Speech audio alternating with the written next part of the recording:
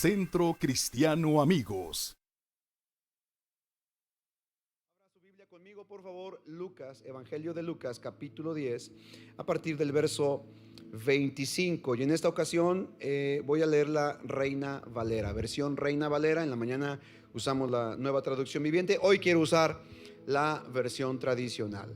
Capítulo 10, el Evangelio de Lucas, versos 25 en adelante. Dice la palabra de Dios, ahí está en sus pantallas. Multimedia, ayúdeme a poner el texto en las pantallas. Y he aquí, un intérprete de la ley se levantó y dijo para probarle: Maestro, se levantó con Jesús, hacia Jesús, ¿haciendo qué cosa heredaré la vida eterna? Él le dijo: ¿qué está escrito en la ley? ¿Cómo lees?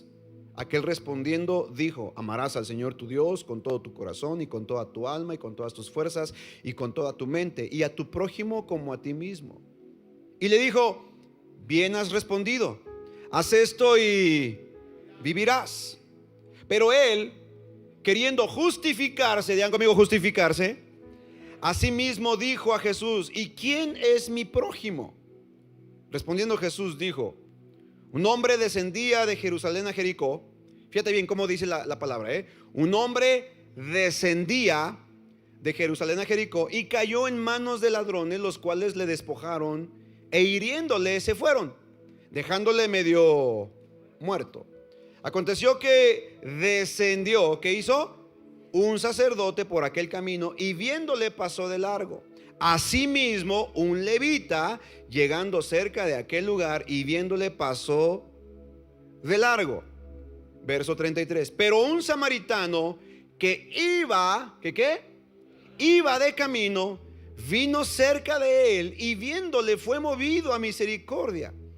Y acercándose vendó sus heridas y echándoles aceite y vino y poniéndole en su cabalgadura, lo llevó al mesón y cuidó de él. Otro día, al partir, sacó 2 denarios y los dio al mesonero y le dijo: cuídamele, y todo lo que gastes de más yo te lo pagaré cuando regrese. ¿Quién pues de estos 3 te parece que fue el prójimo del que cayó en manos de los ladrones? Él dijo: el que usó de misericordia con él. Entonces Jesús le dijo: ve y haz tú lo mismo. ¿Qué le dijo Jesús? Quiero que voltees con el vecino que tienes a un lado y dile: ve y haz tú lo mismo. Bien. Lo que te voy a decir a continuación tal vez va a ponchar tu globo. Probablemente vas a querer no volver jamás a esta congregación. Lo que estás a punto de escuchar de mis labios en este momento probablemente sacudirá tu ideología, o tal vez te desanimará, pero es la verdad.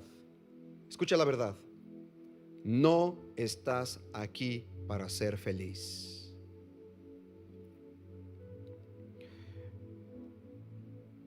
Algunos se me están quedando viendo así como de: entonces ¿para qué estoy? Escucha, ponme atención acá. Si tu meta en la vida es ser feliz, entonces nunca lograrás serlo. ¿Por qué? Porque la felicidad es un subproducto. La felicidad es el resultado, digan conmigo, resultado de hacer aquello para lo cual fui creado. Vamos, alguien glorifique el nombre de Dios por esto. Alguien exalta el nombre de Dios por esto. Muchas personas creen que Jesucristo murió en la cruz del Calvario para que fuéramos felices, y están tratando de vivir su vida cristiana y son más infelices que la gente de allá afuera. ¿Cierto o no? Pero sabes una cosa, no te quiero ponchar del todo tu globo. Te tengo que decir lo siguiente: si la felicidad es un subproducto, la felicidad es consecuencia, digan conmigo, consecuencia de hacer aquello para lo cual fui creado, entonces la pregunta es: ¿para qué fui creado? ¿Cierto o no? Porque si mi felicidad depende de hacer aquello para lo cual fui diseñado, entonces tengo que descubrir para qué fui creado. Y simple y sencillamente tienes que saber que fuiste puesto para servir. Fuimos creados para servir. Quiero que digas conmigo: yo fui creado, fui diseñado, puesto en esta tierra para servir a los demás. Y en mi servicio a los demás encuentro mi realización, encuentro mi felicidad. ¿Quieres conocer a la persona más feliz de esa tierra? Es la persona que se enfoca más en la necesidad de otros y menos en su propia necesidad, porque sabe que está cumpliendo la voluntad de Dios. Alguien que exalte y glorifique el nombre de Dios por esto. Vamos, exáltalo. Entonces, la diferencia entre ser feliz y hacer feliz a otros se encuentra en el servicio, no en la complacencia, no en quedar bien, no en aplaudirles sus malas decisiones, no. La diferencia entre ser feliz y hacer feliz a otros es el servicio.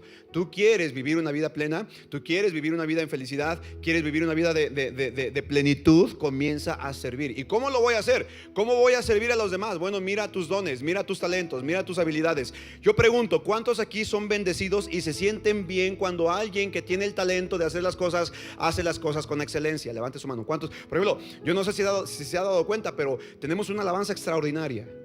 ¿Cuántos disfrutan ese tiempo de alabanza? ¡Ah, qué padre! ¿Por qué? Porque son personas que utilizando sus dones, sus talentos, los ponen ¿a qué? Al servicio de los demás. Y entonces nosotros somos bendecidos, somos edificados, y ellos se sienten plenos, se sienten felices porque están haciendo lo que fueron diseñados para hacer. ¿Estás aquí? Entonces, ten en cuenta esto: la felicidad es un subproducto. La felicidad es el resultado, no es mi objetivo. No es mi meta ser feliz, mi meta es servir. Mi meta es hacer aquello para lo cual fui puesto en esta tierra. Y en la medida en que yo cumpla mi asignación, encontraré total felicidad y total plenitud a mi vida. Alguien que exalte y glorifique el nombre de Dios por esto. Haz lo que fuiste planeado para hacer y encontrarás felicidad en lo que haces. Ahora bien, muchas veces nos cuesta trabajo servir al prójimo. ¿A cuántos les ha costado trabajo servir al prójimo? Y más cuando el prójimo no es nada facilito. Más cuando el prójimo es dificilito, ¿sí o no, José? Más cuando el prójimo no se deja ayudar. Muchas veces nos cuesta trabajo servir a los demás, ayudarle a los demás, ministrar las necesidades de los demás. ¿Por qué? Porque nos enfocamos más en ellos, en su carácter. A lo mejor porque no te cae bien, o a lo mejor porque no le va al mismo equipo de fútbol que tú. 1, 2, 3. Aquí hubo hace poquito un conflicto en el mismo equipo de alabanza, porque mientras uno le iban a las, otro le iba a la, y se enfrentaron en un campeonato, ¿verdad? Y obviamente pues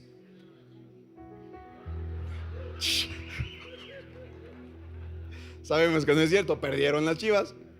¿Y sabes? Un cuate de la iglesia le echó carrilla al otro y mejor lo bloqueó. No aguantó la carrilla. Ahora ya son amigos, son compas, porque entienden que es más que un juego. Además, Chivas y el América, por favor, se pelean por dos equipos chafas. Arriba los Pumas, señoras y señores. Pumas de la universidad. Bueno, cada quien su religión, cada quien su teología.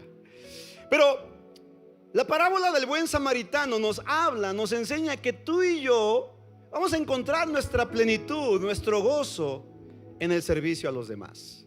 Y me gusta cómo Jesucristo, cada vez que le hacían preguntas capciosas, no desaprovechaba la oportunidad para ponchar 2 o 3 globos. Y más el globo de los religiosos, porque déjame decirte, Jesucristo se rodeó y mucha gente religiosa lo rodeaba y le hacía preguntas para tratar de hacerlo caer, y siempre Jesucristo respondía de una manera sabia, ponchando globos de religiosidad. Ahora, Jesús utiliza esta parábola para darle una lección a un experto de la ley religiosa, quien viene con una pregunta para tentarle, y de entrada la pregunta está mal hecha, porque le dice: maestro, ¿haciendo qué heredo la vida eterna? ¿Qué es lo que yo tengo que hacer para tener vida eterna? Y sabemos una cosa: no hay nada que el ser humano pueda hacer para lograr la salvación. La salvación es tan cara que con todo tu dinero ni con toda tu vida podrías comprarla. Es más, la Biblia enseña en Efesios capítulo 2 que somos salvos por gracia. ¿Por qué por gracia? Porque no hay de otra manera. No podemos salvarnos ni justificarnos a nosotros mismos por nuestras propias obras. ¿Para qué? Para que nadie se jacte llegando al cielo diciendo: yo fui tan bueno en la tierra, por eso me merezco el cielo. Déjame decirte algo: la Biblia dice que nuestras obras son como trapos de inmundicia delante de Dios. Así que no hay nada que tú hagas para que tú alcances salvación. Todo lo que tú y yo necesitamos es poner nuestra fe en Jesucristo para ser salvos. Recuerda una cosa: la obra de salvación no descansa en méritos humanos, descansa en el sacrificio de Jesús en la cruz del Calvario. Alguien que exalte y glorifique el nombre de Dios por esto. Exáltale, glorifícale. Entonces, este hombre, Lalo, de entrada ya preguntó mal: ¿qué debo de hacer yo para heredar la vida eterna? Lo único que tú y yo debemos hacer es arrepentirnos. ¿Es qué? Arrepentirnos de nuestra forma vana de vivir y reconocer que necesitamos a Cristo en nuestra vida. Ahora, en esta parábola encontramos tanta riqueza espiritual, tanta enseñanza del amor y la gracia, la misericordia de Dios y de nuestra asignación como hijos de Dios en la tierra. Quiero que pongamos atención a algunos detalles. No te me distraigas. En los siguientes 20 minutos quiero que me pongas toda tu atención, por favor. ¿Estás listo? Pon tu celular en mute. Estoy seguro que Dios te va a hablar, pero no será a través de una llamada ni un mensaje en tu teléfono. Así que ponlo en mute para que no te distraigas.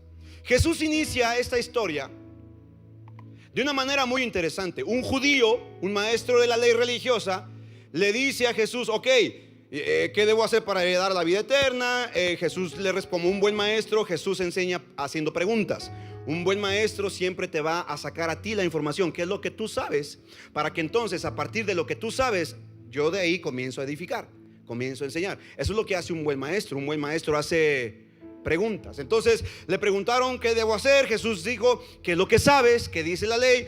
El fariseo, el religioso, respondió correctamente: ama al Señor, ama con todas tus fuerzas y ama a tu prójimo como a ti mismo. Y dice la Biblia que tratando de justificarse, él le hace otra pregunta a Jesús y le dice: ¿y quién es mi prójimo? ¿Y quién es mi prójimo? Y Jesús responde esta pregunta con una parábola muy interesante. Inicia la parábola con un judío. Dice la Biblia que este judío venía bajando de Jerusalén. ¿Hacia dónde? ¿Hacia dónde? Hacia Jericó. Entonces, ¿qué había en Jerusalén? ¿Qué es lo que estaba en Jerusalén? ¿Por qué dice la Biblia que venía bajando? Entonces eso significa que ya venía de regreso. Vean conmigo: de regreso. Significa que ya había ido, ya había subido y ahora venía de... ¿Pero qué hay en Jerusalén? El templo. No una sinagoga. El templo. No es lo mismo la sinagoga que el templo, ¿va? El templo de Jerusalén. ¿Qué es lo que hacían todos los judíos? Por lo menos una vez al año tenían forzosamente que venir y subir ¿a dónde? ¿Y qué hacían en el templo? Adoraban a Dios, entregaban sus primicias, sus ofrendas, adoraban a Dios. Entonces, este judío había ido al templo, había ido al servicio. Probablemente en el templo en ese tiempo tuvieron un congreso de varones impresionante.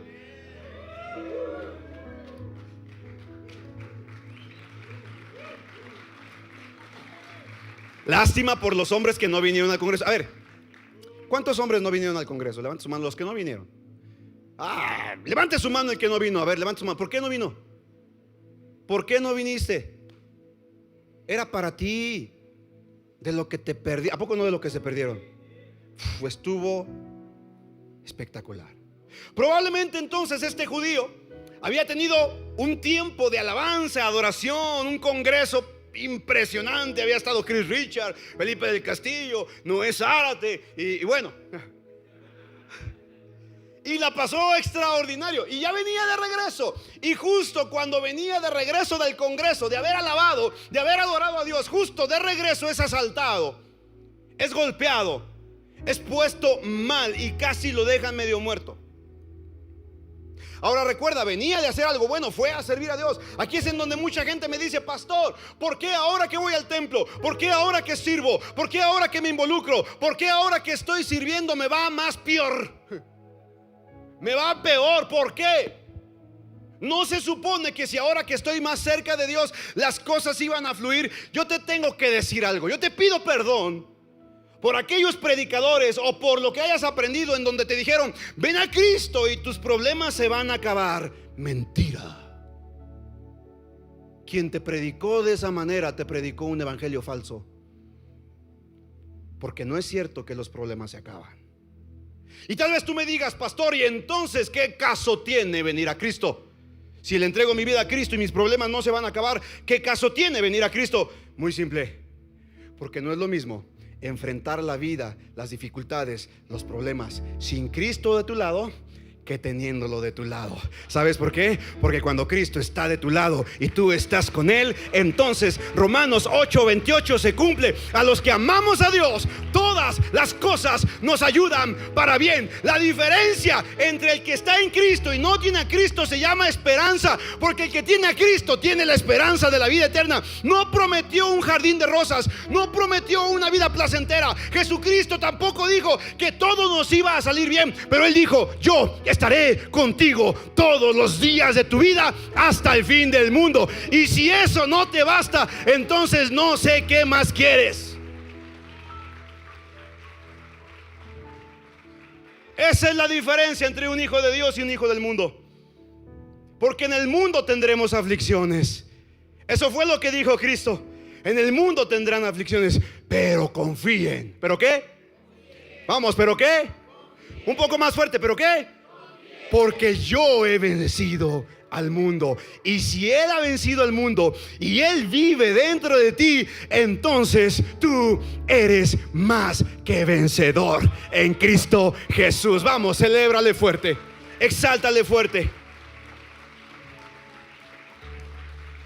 Creemos que por buscar a Dios y adorarle y servirle ahora somos totalmente inmunes a las circunstancias adversas de la vida. Mis amados, no es así. Es verdad que Dios cuida de nosotros. Es cierto que Dios levanta muros de protección, cercos de protección alrededor de nuestras vidas. Pero también es cierto que vivimos en un mundo caído y que el mal se encuentra a nuestro alrededor. Pero yo me tomo de la promesa, yo me agarro de la escritura, porque yo amo a mi Dios. Y yo sé que porque lo amo, aún las cosas malas servirán para mi bien. ¿Cómo? Yo no sé, pero de que me van a servir, me van a servir, porque eso sí me lo prometió el Señor. Él no prometió que no tendría dificultades, pero sí prometió que de cada una de ellas iba a salir bien librado. ¿Alguien más cree esta promesa junto conmigo? ¿Alguien más cree esta promesa de Dios?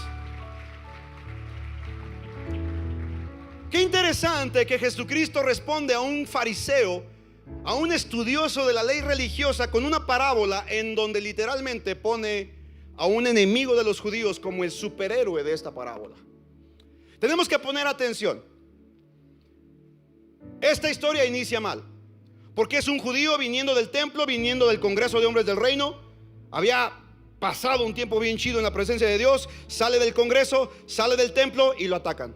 Le roban, lo despojan de todo. Le quitaron hasta los calcetines que traía puestos. Todo le robaron y lo dejaron casi medio muerto. Ahora, la parábola sigue y Jesucristo narra dos personajes que no eran ni más ni menos sino personajes que el fariseo reconocía como autoridades en su vida. Número uno, dice que venía en primer lugar el sacerdote. Ahora, nota lo que dice la Biblia. Dice que el sacerdote descendió. ¿Qué dice que el sacerdote qué? O sea, no dice que iba, Gigi. Dice que qué. No iba así como con prisa. Ay, híjole, es que me toca a mí el servicio de las 12:30. Ya voy tarde y veo ahí una persona. Híjole, te puedo ayudar, pero voy a ir a servir a Dios, así que no tengo tiempo. No. Dice que ya venía. Dice que ya estaba bajando. Dice que ya había terminado su asignación, ya había terminado su chamba. A lo mejor ese día le tocó predicar, a lo mejor ese día le tocó dar los anuncios, a lo mejor ese día le tocó servir con los niños, a lo mejor ese día le tocó tocar el piano. Pero ya había terminado su asignación. ¿Y ya venía de qué? Vamos, ¿venía de qué? Ya venía de regreso. Y la Biblia dice que cuando vio al judío maltrecho, lastimado, lo miró y se hizo para el otro lado. La Nueva Traducción Viviente dice: y se pasó al otro lado de la acera y continuó caminando. ¿Me sigue? Y luego dice, después de que pasó el sacerdote, ¿quién más vino? Un levita. ¿Y recuerda usted quiénes eran los levitas en el templo? Últimamente las iglesias están llenas de levitas. Levita al servicio, levita al trabajo, levita al ministerio, evita todo.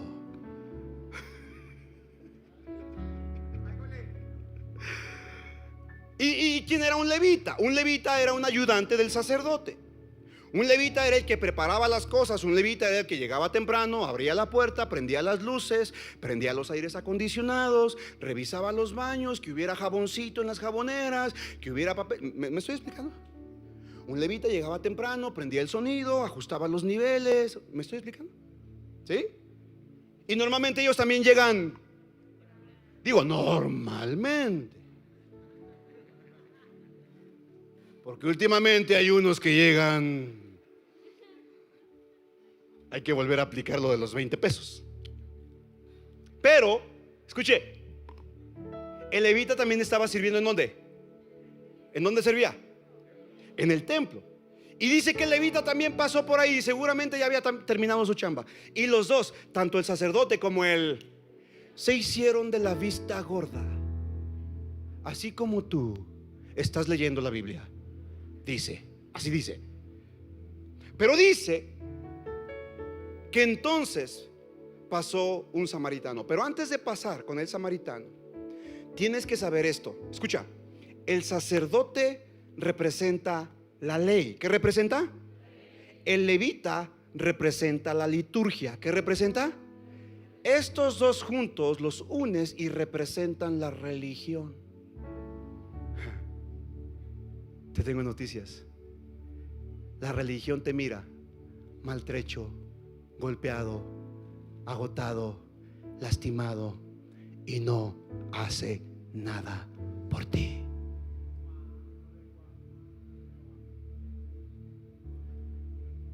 No me estoy explicando. No me estoy explicando. ¿Cuántos están comprendiendo? La religión te va a señalar tus errores.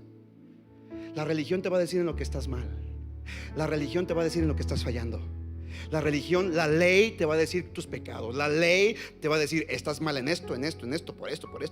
La ley te refleja el corazón de tu corazón, la condición de tu corazón, pero no te ayuda a cambiarlo. Hello. ¿Estamos aquí? ¿Cuántos ya se me espantaron? ¿Ya se espantaron algunos? Porque mucha gente piensa que esto se trata de religión. Tristemente la gente sigue buscando religión. Tristemente la gente sigue viniendo a la reunión del domingo como si fuera parte de su y no entiende que esto es un reino con una cultura y un rey. El Rey de Reyes y Señor de Señores es Jesucristo, nuestro Señor y Salvador. ¿Me sigue? Entonces, la religión te mira caído, golpeado, arruinado, en bancarrota, totalmente deshecho y no puede ayudarte. Pasa de largo. Ahora, el samaritano, que es el tercer personaje, hace algo totalmente diferente. Si leemos con atención, mira lo que dice. Quiero que me ayudes ahí, por favor. Ay, jole, a veces prefiero la Biblia en hoja. Mira lo que dice. ¿Dónde estoy? Verso 33. Pero un samaritano, ¿que qué dice ahí? Vamos, ¿que qué? No escucho, más fuerte, ¿que qué? Ojo con esto. You got it. Lo tienes. el samaritano apenas ¿qué? Mientras que los otros dos ¿qué? Habla así conmigo. Si el samaritano iba, significa que tenía un trabajo por hacer. Si el samaritano iba, significa que había algo que requería la atención de él. ¿Me sigues? Pero ¿qué fue lo que hace el samaritano? Hizo a un lado, se detuvo de hacer lo que tenía que hacer, pospuso su actividad a la que iba para poder ¿qué? ¿Para qué? Vamos, ¿para qué? No te escucho, ¿para qué? Para servir, para ayudar, para ministrar. Él iba apenas. Ahora tienes que saber que los samaritanos no podían entrar al templo, Les tenían prohibido. Recuerda que judíos y samaritanos no se llevaban. Juan capítulo 4 vemos la referencia. La mujer samaritana sentada en el pozo, sorprendida porque Jesucristo, un judío y un maestro, le está hablando. Y la mujer samaritana dice: ¿cómo tú siendo judío y yo samaritana me hablas? ¿Que no sabes que judíos y samaritanos no nos llevamos? ¿Me sigues? Pero el samaritano apenas ¿qué? Y se detuvo a ayudar al que tenía necesidad. Y me impacta porque cuando se detuvo a ayudar al necesitado, no se inclinó y no le buscó su INE para saber si era judío o samaritano. No se inclinó para saber si le iba a las Chivas o a la América, si había votado por el PG o por... No sé si me estoy explicando. Él simplemente se detuvo ¿para qué? Ayudar. Ahora, te explico algo muy interesante. ¿Cómo es que surgen los samaritanos? ¿De dónde vienen los samaritanos? Porque es que judíos y samaritanos no se llevaban entre sí. ¿Cuál era esa contienda cultural entre judíos y samaritanos? ¿Por qué los judíos no creían, no consentían que un samaritano fuera su prójimo? Porque tienes que saber esto. Antes de darte la historia de esto, tienes que saber que para los judíos, para un judío, los maestros de la ley religiosa en este tiempo de Jesús y al día de hoy, algunos judíos super ultra requete archi recontra ortodoxos no consideran que otros fuera de su nacionalidad sean sus prójimos. De hecho, los maestros de la ley religiosa de aquel tiempo enseñaban que todos los demás gentiles no eran su prójimo. ¿Me sigues? Ahora, no sé si decir lo que dije en el primer servicio, porque este se está grabando y a veces todo lo que diga pueda ser usado en mi contra. Pero de todos modos lo voy a decir. ¿Sí voy a decir el chisme? No, dijimos que aquí nada de chisme, ¿verdad? Pero hace algunos años, antes de la pandemia, vendimos unas cámaras porque queríamos comprar estas cámaras nuevas que tenemos ahora, que por cierto ya tengo que venderlas para comprar otras más nuevas porque necesitamos ir actualizando.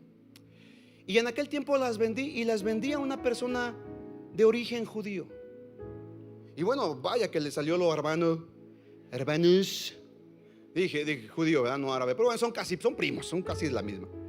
Y resulta que le vendí las cámaras, me dio un anticipo y me dijo: dame chance, en un mes te pago el resto. Yo digo: pues va.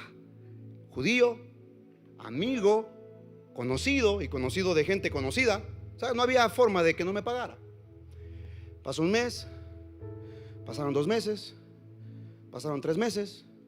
Yo mandándole mensaje: amigo, hey, ¿qué onda? La otra parte de la cámara, ya necesito comprar el equipo. Pasó un año, pasaron 2 años, nunca me pagó. Asústate conmigo. 1, 2, 3. Sí. Y sabes, escucha, él platicó, se le ocurrió platicar con otra persona diciendo: compré unas cámaras bien baratas. le quedé a deber al que me las vendió. Pero total, yo soy judío y él es gentil. Si le robo no pasa nada. Dios está de mi lado. Eso piensan muchos judíos. No digo que todos, pero muchos. ¿Por qué? Porque su cultura, su idiosincrasia, su tradición les hizo creer que su prójimo es el de su raza, es el de su nacionalidad, es el de su familia, pero no es cualquier otra persona. Y Jesucristo vino a quitar pared intermedia entre judíos y griegos, entre bárbaros y escitas, entre ricos y pobres, entre hombres y mujeres. Ahora en Cristo Jesús todos somos iguales y todos valemos lo mismo. ¿Alguien puede exaltar y glorificar el nombre del Padre por esto?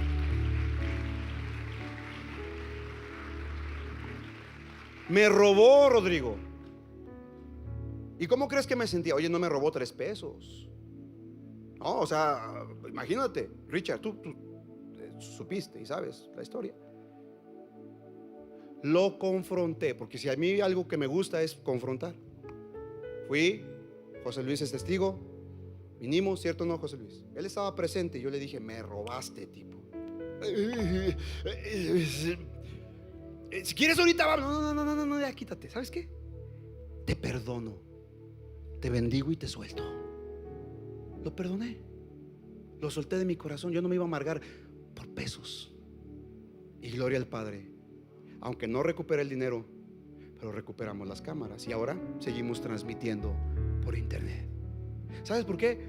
Porque no dejé que eso me enganchara. Y tú no tienes que permitir que nada te enganche. No importa si él te deshonró, te robó, tú tienes que amar, perdonar y soltar. Digan conmigo: amar, perdonar y soltar. No sé por qué estoy diciendo esto no es parte de la prédica, pero bueno, a alguien le está sirviendo este mensaje. Gloria al Padre por eso. Alguien aquí tiene que amar, perdonar y soltar. ¿Cuántos dicen amén a esto? Entonces, el samaritano hace algo diferente, Gigi. Porque el samaritano, que no era judío, que dicho sea de paso, ¿cómo es que surgen los samaritanos? Bueno, según la tradición, según la historia, la nación, los samaritanos descienden directamente de Efraín y Manasés. Efraín y Manasés fueron los hijos que tuvo José mientras estuvo en Egipto. ¿Me está siguiendo? Pero eran parte, Efraín y Manasés eran parte de algo que se llamaba el reino del norte. Recuerda que con Saúl se estableció el reino de Israel, Judá y los 10 reinos del norte de Israel. Pero después de Salomón, con su siguiente hijo Jeroboam, entonces se dividen las tribus y quedan 10 tribus en el norte y solo 2 tribus en el sur. Las tribus de Israel en el norte y las tribus de Judá en el sur. Bueno, resulta que después el imperio asirio viene y conquista Israel y se lleva a un montón de israelitas a sus tierras, y hay una dispersión de israelitas por todo el mundo. Esa es la razón por la cual hay mucho judío en todo el mundo. ¿Me está siguiendo? Pero se queda un bastión pequeño de israelitas que eran reacios, eran duros. Yo creo que eran parientes de los tapatíos, no se dejaban por nadie, y el imperio asirio no podía gobernarlos. Entonces al rey asirio se le ocurre una brillante idea, y lo que empieza a hacer es que comienza a importar personas de otros países ajenos a la cultura israelita, la cultura judía, para que comiencen a poblar Israel. Y entonces otras culturas vienen con sus tradiciones, con su religión, con su moneda, con su idioma, y comienzan a mezclarse con los israelitas que vivían ahí. Y como consecuencia de esa mezcla nacen los...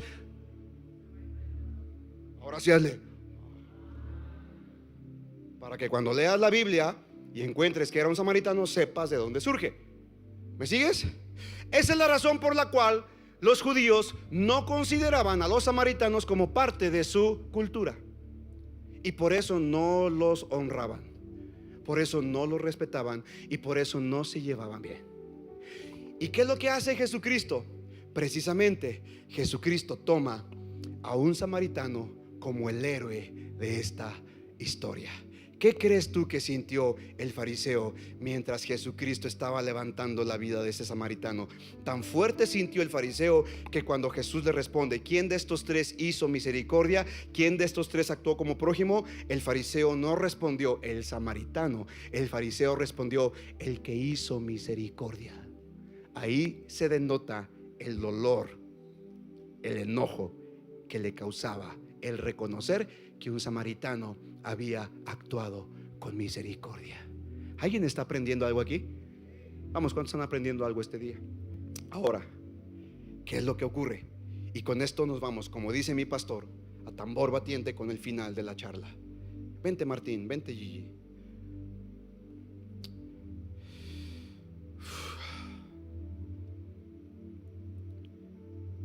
Jesucristo en esta parábola nos enseña, amados, que nuestro prójimo no es solo el de mi casa.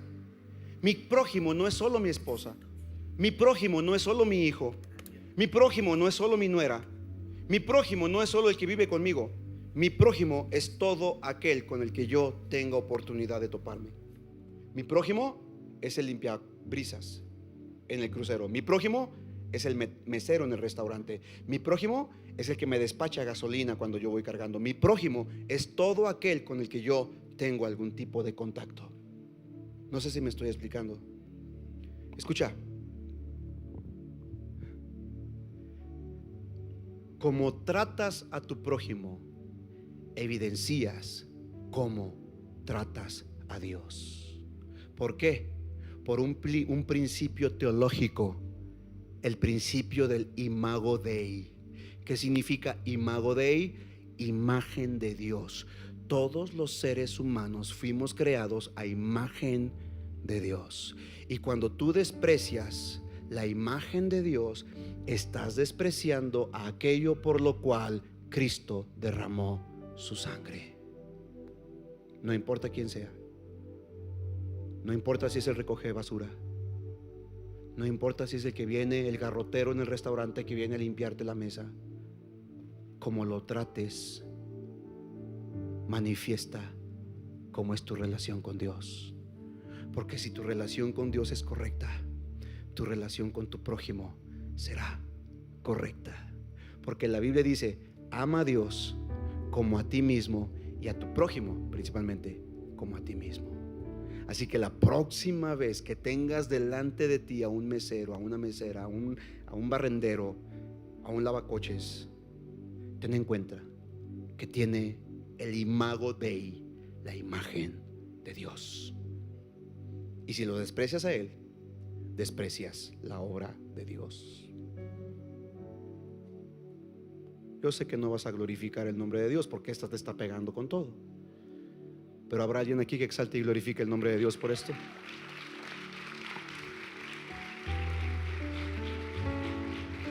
Para terminar, vamos a desglosar un poco la palabra. ¿Les parece? Vamos a desglosar la palabra. Número 1, ¿quién era aquí el samaritano? ¿Quién crees tú que representa al buen samaritano? ¿Quién está representado en el buen samaritano? ¿Recuerdas cómo le decían a Jesucristo? Los judíos le decían samaritano endemoniado. Los judíos despreciaron a Jesús, ¿sabías eso? La Biblia dice en Juan capítulo 1 versos 11 y 12: a lo suyo vino, ¿y los suyos qué?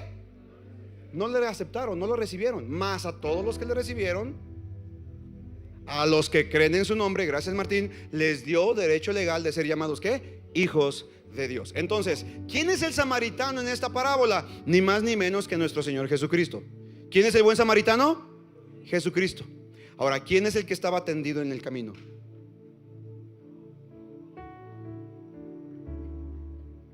¿Quién estaba tendido en el camino, Lulú?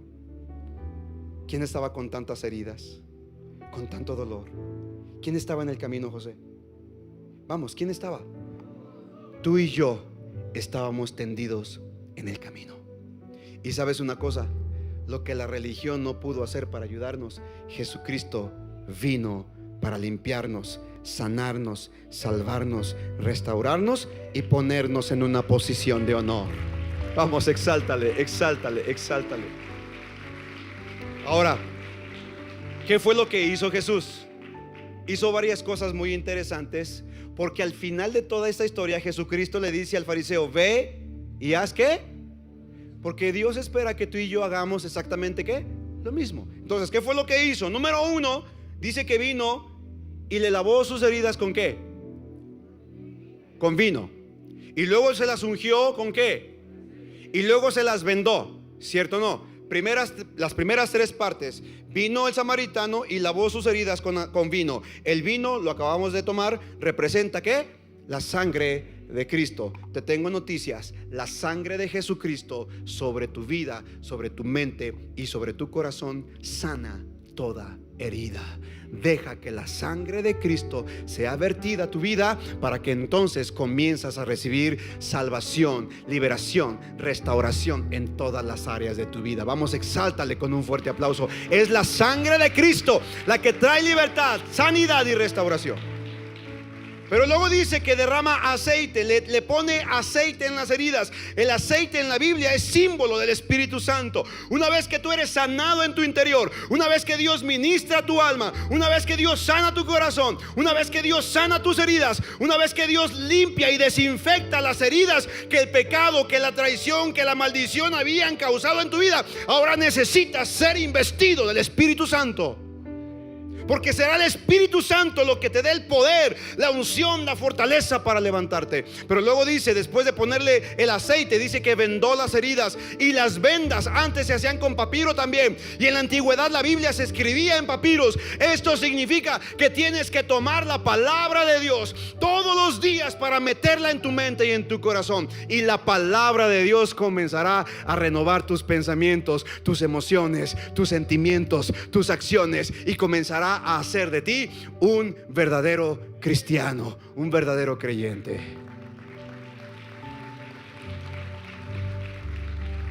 Pero mira lo que sigue diciendo. Y una vez que hizo esto, dice que lo puso ¿en dónde? No, era caballo. ¿Lo puso en un qué? Vamos, ¿lo puso en un qué? En un burro. No volteé con nadie. Lo puso en un burro. Lo puso en el burro primero. Lo tomó, lo limpió y lo puso en un burro. ¿Qué representa un burro? Escucha, el burro era el medio de transporte que se utilizaba en aquel tiempo. No había Mercedes-Benz, no había Volkswagen, que es el carro del pueblo. No había colectivo, ni metro, ni macrobús. Gloria a Dios. Sí, porque la gente caminaba. ¿Sabes que la gente en aquel tiempo no era tan llena de problemas de salud? Porque caminaban mucho, en serio. Sí, ¿sabes? Déjame decirte algo. La gente en la antigüedad solamente comía una vez al día y caminaban todo el día.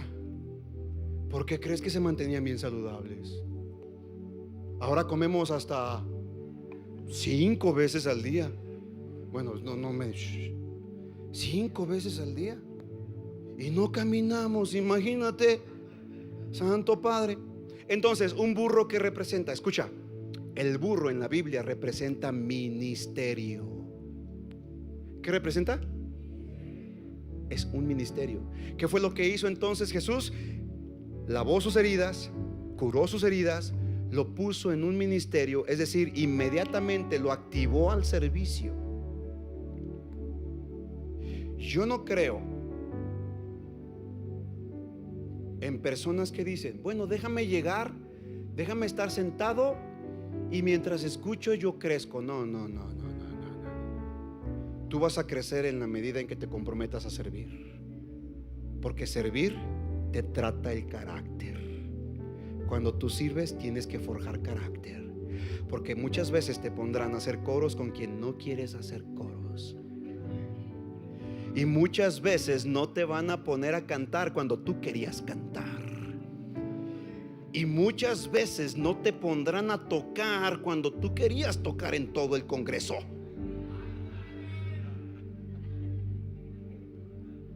Creo que ya sé el siguiente cambio generacional de líderes que vamos a hacer. No es cierto. No sé si me estoy explicando.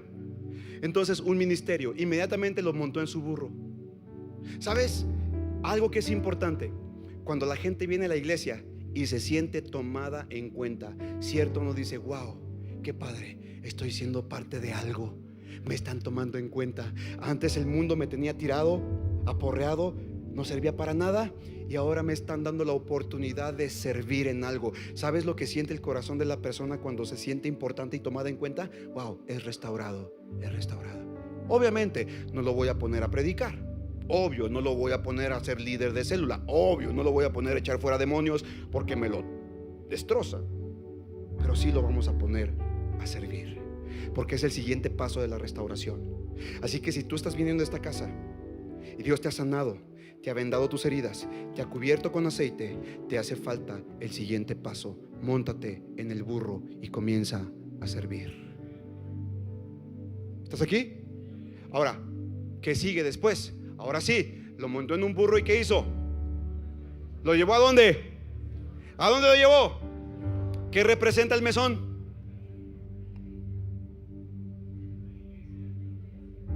¿Qué representa el mesón? La iglesia. La iglesia es el mesón. La iglesia no es un museo de santos, es un hospital de pecadores que necesitan ser curados. Por eso yo alabo y celebro el nombre de Dios. Si tú dices: yo soy el más vil de los pecadores, bienvenido, estás en el lugar correcto, porque todos aquí necesitamos la gracia, el perdón y la misericordia de Dios todos los días de nuestra vida. Alguien que exalte y glorifique el nombre de Dios. Póngase en pie, por favor. Póngase en pie. Casi para terminar, antes de irnos, no se me vaya sin que entienda la siguiente parte. Y luego dice que vino con el mesonero. Escucha, vino con el mesonero y le entregó 2 monedas de plata.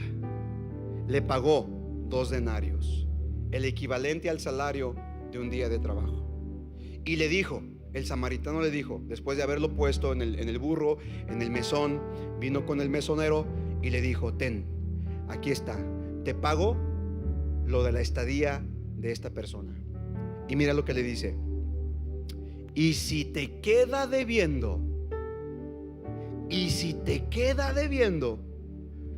cuando yo pase por aquí la próxima vez, te lo pagaré, te lo voy a pagar.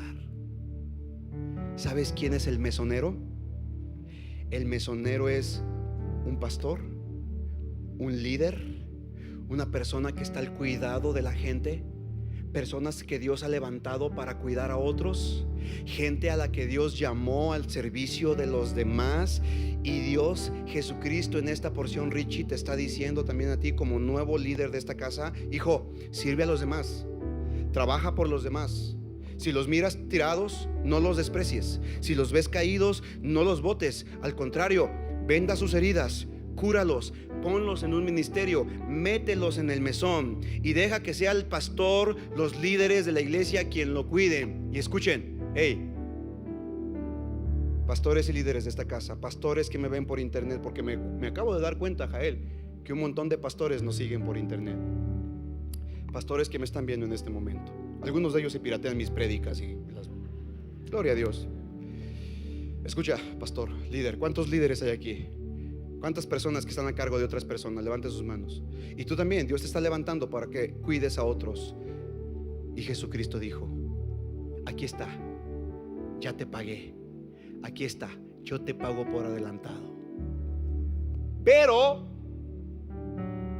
si te queda a deber, no te preocupes, porque la próxima vez que yo pase por aquí, yo te lo pagaré todo. Señoras y señores, muchas veces, Richard, habrá jóvenes que te queden a deber. Te van a quedar a deber honra, te van a quedar a deber respeto, te van a quedar a deber puntualidad, te van a quedar a deber compromiso. Pero no te preocupes, porque Primera de Pedro capítulo 5 dice que la próxima vez que venga el príncipe de los pastores, él nos pagará nuestra recompensa.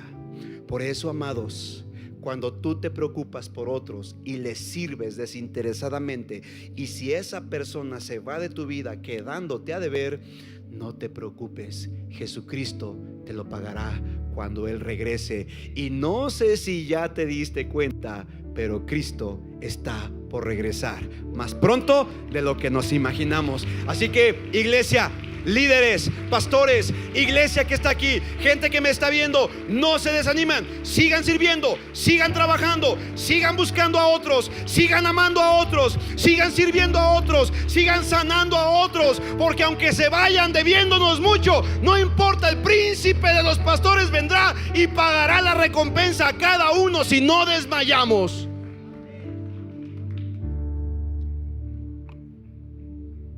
Si los gastos superan esta cantidad, te pagaré la diferencia la próxima vez que esté por aquí. Primera de Pedro, capítulo 5, versos 3 al 4. No traten a los que Dios les encargó como si ustedes fueran sus amos. Ay, jole. Richard, líderes que están aquí, escuchen esta palabra. No es palabra de Pastor Omar, es palabra de Dios. Nosotros líderes, Martín, Gigi, Jael, Chino y Siria, Richard, nosotros no somos amos de nadie. La gente no es nuestra, es de Dios. Y mira lo que dice 1 de Pedro 5, 3 al 4. No traten a los que Dios les encargó como si ustedes fueran sus amos. Más bien, procuren ser un ejemplo para ellos. ¿Procuren ser qué?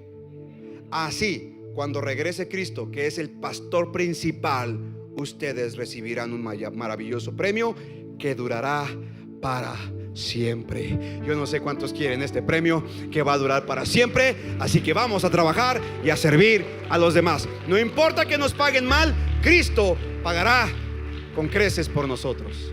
Ay, Dios.